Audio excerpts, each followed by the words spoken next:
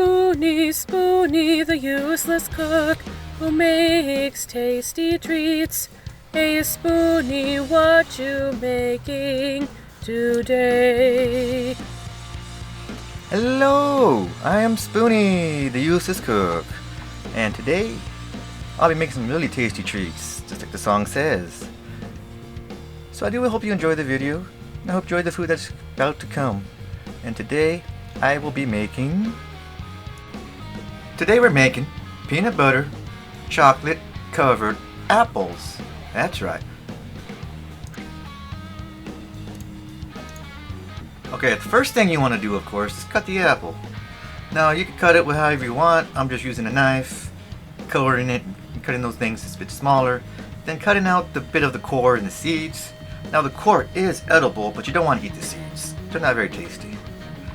And the core is a bit woody, so it's a bit, most people don't enjoy eating the core, but, as long as you get rid of the seeds, the core is fine to eat. And I usually don't peel my apples because, the skin's fine. I don't mind it. You can peel them if you want to. I just leave the skin on. Of course, you could even use any kind of apple you want because it's your food. Use the apple you prefer. I'm just using Red Delicious. Now the next step, as you get your apples cut, I'm melting down 2 cups of peanut butter, the smooth kind, and I'm using a double boiler, as you want to do, because you don't want to burn the peanut butter. So you just use the boiler to melt it nice and gently. You see, I'm stirring it. Make sure it gets all nice and melty. It's gonna take too long because it's peanut butter. And we're gonna add some honey. Now you can add as much honey as you like to sweeten the peanut butter. Add a little bit just to get a nice little hint of honey, but not too much. Here's my little roommate. She's trying out to see if there's enough sweetness from the peanut butter. She says it is. Because everybody does like peanut butter and apples. It's a great combination. So once the peanut butter is melted, we're going to start dunking in the apples. Make sure it's nice evenly coated. Like so. And you just keep doing that until you got all the apples. Use a spoon to smooth it on in. Let it drip off so it's nice and smooth. And you're going to set to the side on a little parchment paper. You want to use parchment paper so it doesn't stick to your baking tray.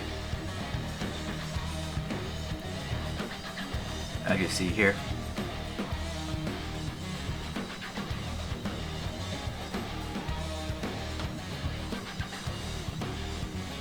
Coming around nicely.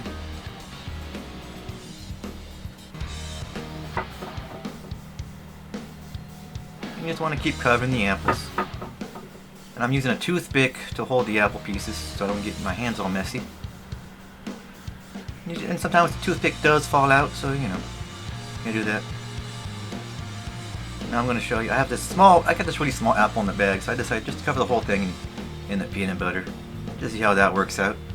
And it actually came out pretty nice. Now once you get all the apples coated in peanut butter, you want to put it in the freezer for at least 2 hours, but you don't want it. You don't want the apples to freeze because that would change the texture of the apples, and you don't want that.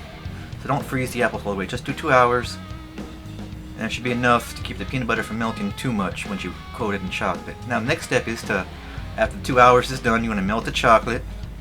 Again, a double boiler. I'm using a candy methanometer so I don't get it too hot so I don't burn the chocolate. You just want to gently melt it. I'm just using milk chocolate, but you can use whatever chocolate you prefer. Of course, again, this is your food, so use what you think is best for you. Not what everybody tells you think the best is for you. Because it's your food. Enjoy it. Eat it the way you want to eat it, right? Just keep moving the chocolate around until it's melted. Once it's melted, I knew there wasn't enough chocolate to coat all the apples I had, so I added another bag of chocolate. The rest of the whole bag of chocolate chips, just to get enough chocolate. I can see it's melting nicely, nice and smooth. That's what you want it. Once you get that, you want to turn the temperature down just a bit so you don't burn the chocolate, because nobody wants burnt chocolate, right? Now we're coating the apples.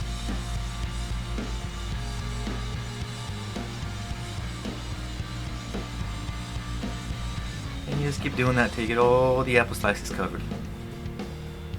I'm gonna show you most of it because some people like seeing it.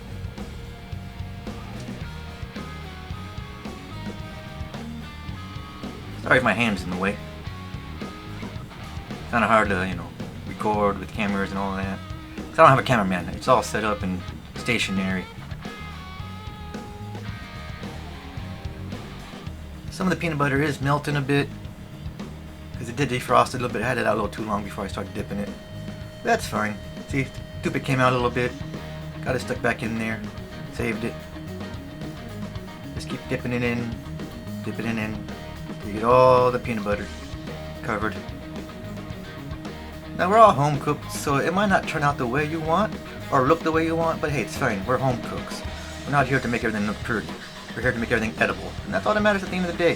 If your food's edible and tastes good to you, then you did a great job. That's all you gotta know.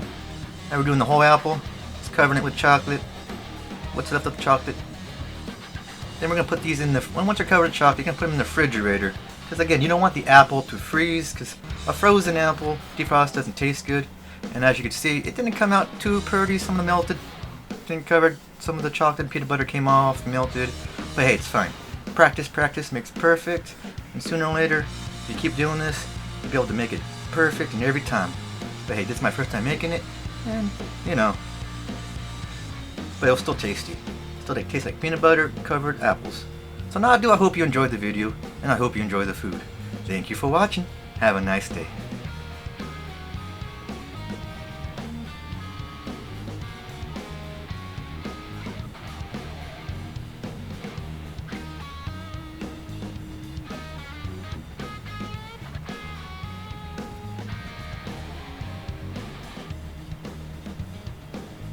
Came out great.